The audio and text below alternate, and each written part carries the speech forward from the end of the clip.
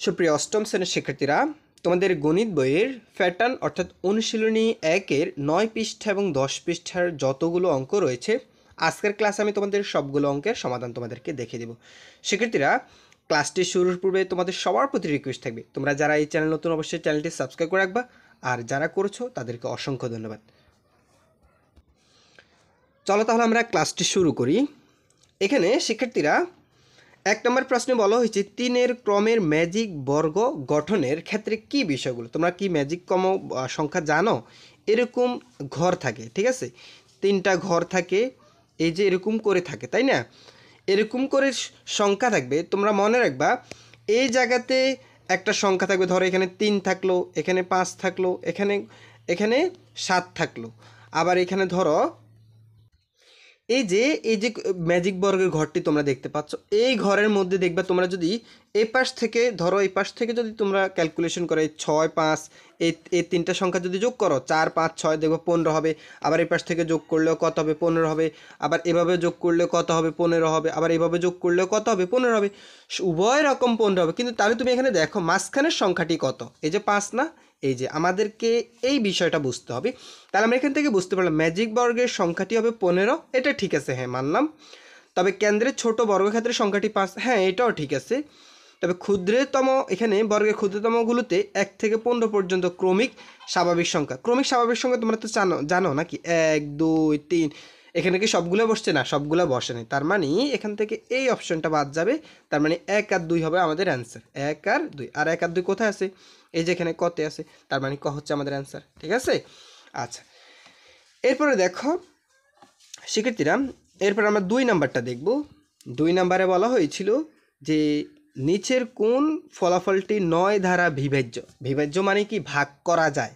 9 দ্বারা ভাগ করা যায়। কোন সংখ্যাকে কি করা যাবে? 9 দ্বারা ভাগ করা যাবে, এই বিষয়টা আমাকে জানতে হবে। তাহলে এখন দেখো, এটা তুমি যোগ করবা, 9 দ্বারা ভাগ যাবে না, তুমি এটাও যোগ করবা, দেখবা 9 দ্বারা ভাগ করা যাবে না, এটাও যোগ করবা, দেখবা যোগ করার ফলে ওই সংখ্যাকে 9 দ্বারা ভাগ করতে পারবে না। এই সংখ্যাটা তুমি বিয়োগ করবা, কারণ এখানে যোগ, এখানে যোগ, এখানে যোগ, এইখানে শুধু বিয়োগ। তুমি এটাকে বিয়োগ করো, বিয়োগ করলে কত হবে? এই যে দেখো এখানে বিয়োগ করে দেখানো হয়েছে 8। তো পরে 8কে তুমি 9 দ্বারা ভাগ করতে পারবা? 9 2 18, তাই না? 9 দ্বারা 18কে ভাগ করা যায়। তাহলে আমরা এটাই বুঝতে পারলাম যে 9 দ্বারা বিভাজ্য মানে হচ্ছে এর অ্যান্সারটা হচ্ছে এটা, ঠিক আছে, ঘ হচ্ছে এর অ্যান্সার। আচ্ছা শিক্ষার্থীরা, এরপরে দেখো 3 নম্বরে বলা হয়েছে 9999 কোন বীজগণিতীয় রাশির শততম প্যাটার্ন? এখানে 9999কে তুমি একটু কাল্পনিকভাবে চিন্তা করো। 9999 মানে কি? 10,000 থেকে এক কম, 10,000 থেকে এক কম। তুমি একটু 10,000 লিখে ফেলো তো, এই যে 9999 মানে কি? 10,000 থেকে এক কম। আর তুমি 10,000কে যদি বর্গ আকারে লিখতে চাও, মানে 100 গুণ করলে কত হবে? যে 10,000-এর পরিবর্তে লেখা যায় 100 স্কোয়ার না? 100 গুণ করলে কত হবে? 10,000 হবে। আর বিয়োগ 1, ওইটা যেভাবে আছে সেভাবে। তাহলে তুমি বিপরীত দিক থেকে চিন্তা করবে। এখান থেকে 9,000 থেকে আসছে কত? 10,000 বিয়োগ 1, 10,000 বিয়োগ থেকে আসছে কত? 100 স্কোয়ার বিয়োগ 1। এখন আমরা যেহেতু এটা শর্ত সাপেক্ষে অঙ্কটা করতেছি, মানে বীজগণিতীয় রাশি তৈরি করতেছি, তাহলে তুমি 100কে ক ধরো। 100কে কী ধরলাম? ক। 100কে কী ধরলাম? ক। ক রূপে স্কোয়ার। ক রূপে কী হবে? স্কোয়ার। এই যে কোথায় পাচ্ছি আমরা? এই যে ক রূপে স্কোয়ার। তারপরে কি? বিয়োগ 1 না? বিয়োগ 1, এই যে বিয়োগ 1। তার মানে এই শর্তটাকে ফলো করে না, অনুসরণ করে না? তোমরা একটু দেখো তো। হ্যাঁ, তার মানে আমাদের অ্যান্সার হচ্ছে কি? ঘ হচ্ছে আমাদের অ্যান্সার। আচ্ছা, এরপরে দেখো তো শিক্ষার্থীরা, 4 নম্বর প্রশ্নটা দেখব। 4 নম্বর প্রশ্নে বলা হয়েছে ক সংখ্যক ক্রমিক স্বাভাবিক বিজোড় সংখ্যার যোগফল কত? তাই না? এখানে বিজোড় সংখ্যক যোগফল কত হবে? তাহলে এটা হচ্ছে সূত্র। স্বাভাবিক সংখ্যার ক্ষেত্রে, বিজোড় সংখ্যার ক্ষেত্রে, জোড় সংখ্যার ক্ষেত্রে এই সূত্রগুলো মনে রাখবা, ঠিক আছে। তো এখানে কিন্তু বলা হয়েছে স্বাভাবিক, ক্রমিক স্বাভাবিক বিজোড় সংখ্যার যোগফলের সূত্র মনে রাখবা। ক্রমিক স্বাভাবিক বিজোড় সংখ্যার যোগফলের সূত্র হচ্ছে এ ক স্কোয়ার। এটা সবসময় মনে রাখবা। ক স্কোয়ার বা এন স্কোয়ার, যেটা একটা চলক ধরে এটার উপর জাস্ট স্কোয়ার দিলে অ্যান্সারটা বের হয়ে যাবে, ঠিক আছে। আচ্ছা, এটা মুখস্থ রাখবা। 5 নম্বর প্রশ্নটা দেখো। 5 নম্বর প্রশ্নেও সেম একইভাবে বলা হয়েছে 1 থেকে 100 পর্যন্ত বা 100-এর মধ্যে কতটি সংখ্যাকে দুইটি বর্গের যোগফল আকারে প্রকাশ করা যাবে? এটাও মুখস্থ রাখবা।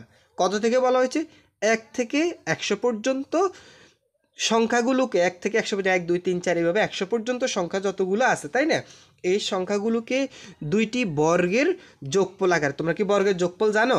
ধরো আমি যদি তোমাকে একটা 9 সংখ্যাটি লিখি, এই যে 9 সংখ্যাটিকে আমি লিখতে পারি এভাবে। এই ধরো আমি তোমাকে দেখাচ্ছি, ধরো 9 না, 9 না, আমি তোমাকে,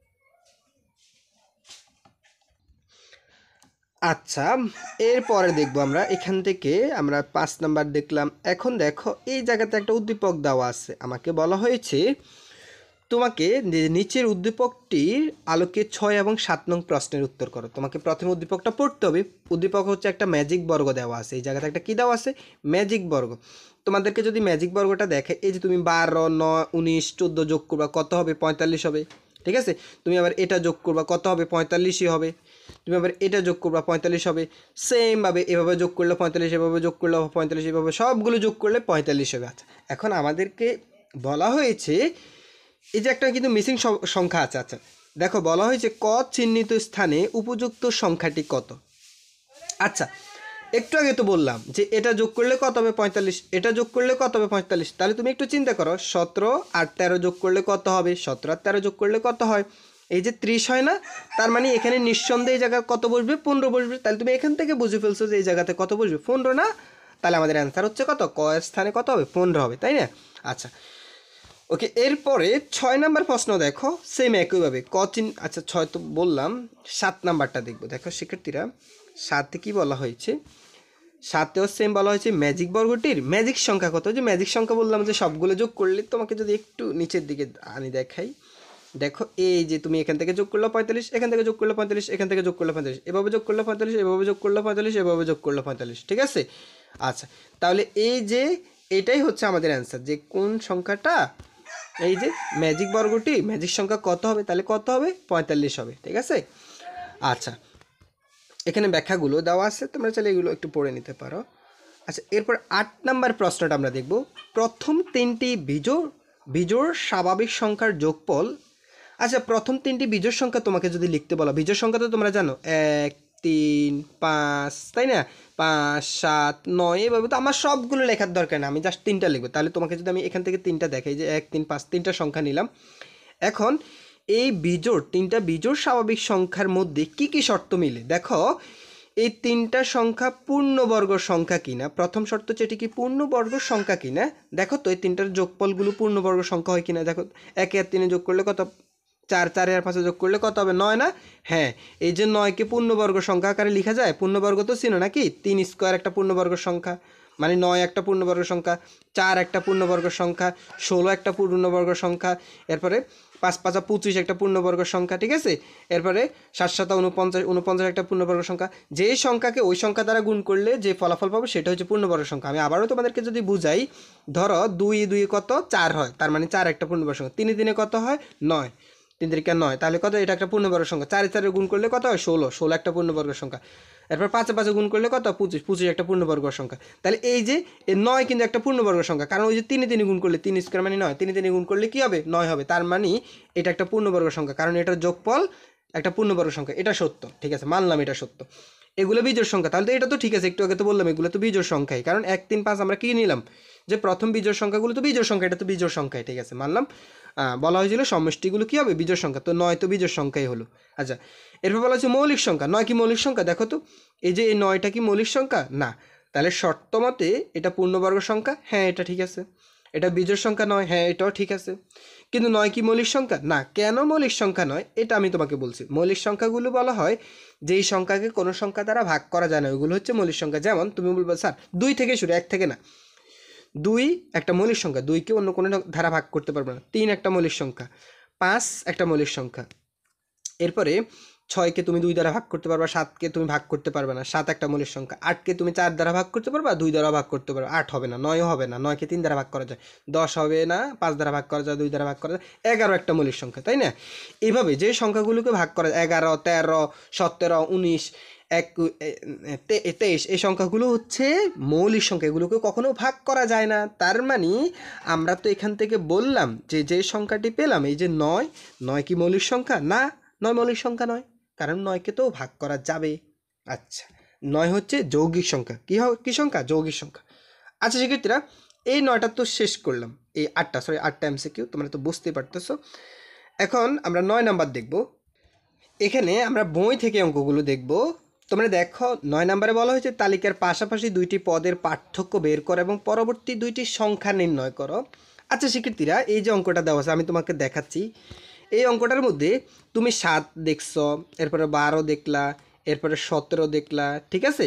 তোমাকে যদি বলা হয় এই যে সংখ্যাটা কীভাবে তুমি 7-এর সাথে 5 যোগ করো কত হবে 12, 12-এর সাথে 5 যোগ করো কত হবে 17, 17-এর সাথে 5 যোগ করো 17-এর সাথে 5 যোগ করবা কত হবে 22 হবে না?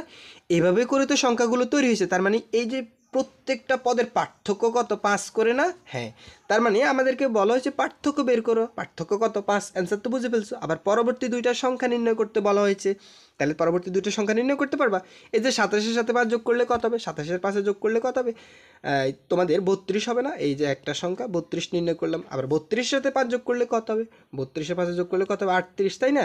এই দুইটা সংখ্যাও নির্ণয় করা হয়ে গেল। তাহলে তো বুঝছো এটা। আচ্ছা 10 নম্বর প্রশ্নগুলো কীভাবে বের করতে? 10 নম্বর প্রশ্নটা দেখো, নিচের সংখ্যা প্যাটার্নগুলোর মধ্যে কোনো মিল রয়েছে কিনা, এখানে মিল আছে কিনা সেটা দেখব। দেখো কি বলছে, মিল আছে কিনা, মিল আছে কিনা সেটা দেখব। তুমি এই সংখ্যাগুলো আমি যদি এখানে আরও স্পষ্ট করে লিখি, 1 1 2, এরপরে হচ্ছে 3, এরপরে হচ্ছে কত 5, এরপরে হচ্ছে 8, এরপরে হচ্ছে কত 13, ঠিক আছে?